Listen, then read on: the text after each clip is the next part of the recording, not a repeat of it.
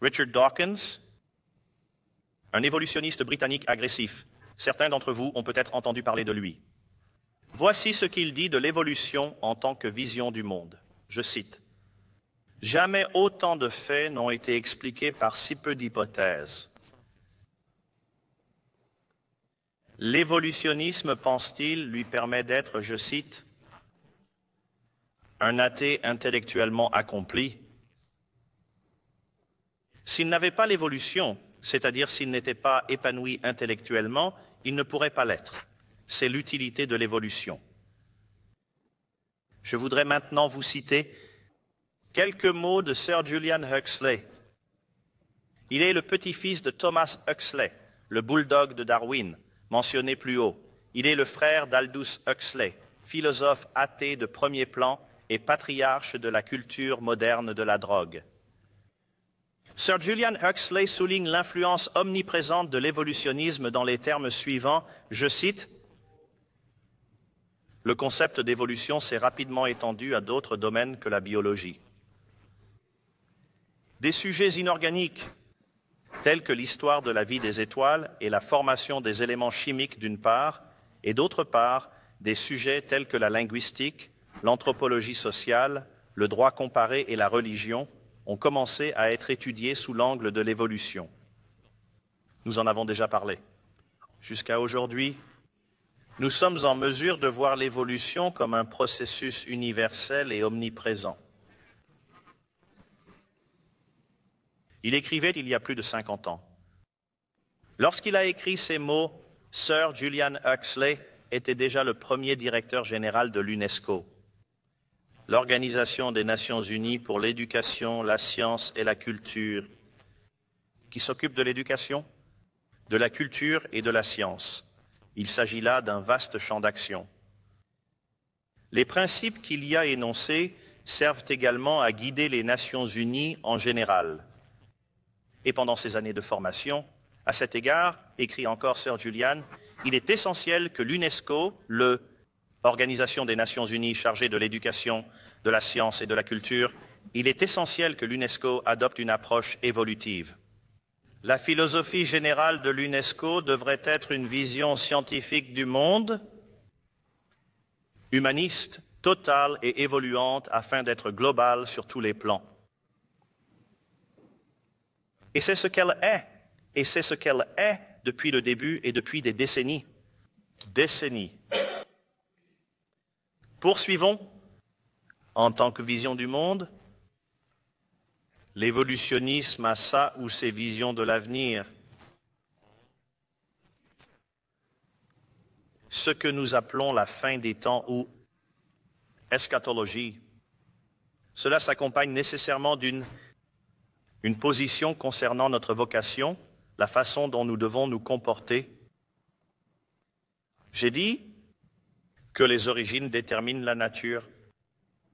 Les origines déterminent également les dernières choses. L'origine de l'univers et de la race humaine détermine leur destination. L'alpha détermine l'oméga, le début détermine la fin. Je vous pose donc la question. Quelles sont leurs craintes? Quel est l'activisme du monde impie en ce qui concerne la fin des temps? Je vais vous dire ce qu'il n'est pas. Il ne se préoccupe pas sur le retour de Jésus-Christ et le jugement dernier précédé de la résurrection des morts. En alternative, les gens sont terrorisés par le réchauffement climatique mondial qui sévit actuellement. À court terme, il s'agit du réchauffement climatique. Je ne suis pas si vieux, mais je me souviens qu'on m'a appris à l'école que la grande peur était une nouvelle ère glaciaire. Aujourd'hui, ils craignent tout le contraire. C'est comme si personne n'avait remarqué le changement. À l'école, on m'a appris que d'ici 20, 30 ou 40 ans, nous serions à court de toutes sortes de métaux et peut-être aussi de pétrole. L'aluminium commençait à manquer et tout le reste. Aujourd'hui, plus personne ne dit cela. Les scientifiques ont changé d'avis, mais on nous faisait peur en cours de géographie. Mais personne ne semble tenir ces gens pour responsables des craintes qu'ils suscitent. À l'heure actuelle, la crainte à court terme est le réchauffement climatique. La crainte à long terme est la mort thermique. Le soleil va rétrécir, et nous nous refroidirons et mourrons. Encore une peur. Ils sont remplis de crainte, non pas le retour du Christ, mais d'autres craintes. La collision de la planète Terre avec des astéroïdes ou des comètes ou les planètes les plus proches. Mars, Mercure ou Vénus, c'est ce qui a fait la une de nos journaux récemment. Nous allons peut-être heurter une autre planète dans le futur. Plus loin dans l'article, on pouvait lire qu'il n'y avait qu'une faible probabilité, et encore plus loin dans l'article, il est dit qu'il y a une faible chance de heurter certaines de ces autres planètes dans environ 3,5 milliards d'années. Les impies ont peur. Dans le cadre de l'évolution, ils sont effrayés par de terribles pandémies. La sida, plus récemment, la grippe porcine. Vous avez peut-être lu, comme moi, des articles d'évolutionnistes affirmant que la grippe porcine prouve l'évolution. Écoutez-les, les preuves confirment l'évolution existante. En outre, ils s'inquiètent des extraterrestres. Les extraterrestres se divisent en deux grandes catégories, les bons et les mauvais. Les extraterrestres jouent un rôle important dans la théologie ou la pensée évolutionniste. Certains estiment que les extraterrestres sont à l'origine de notre évolution.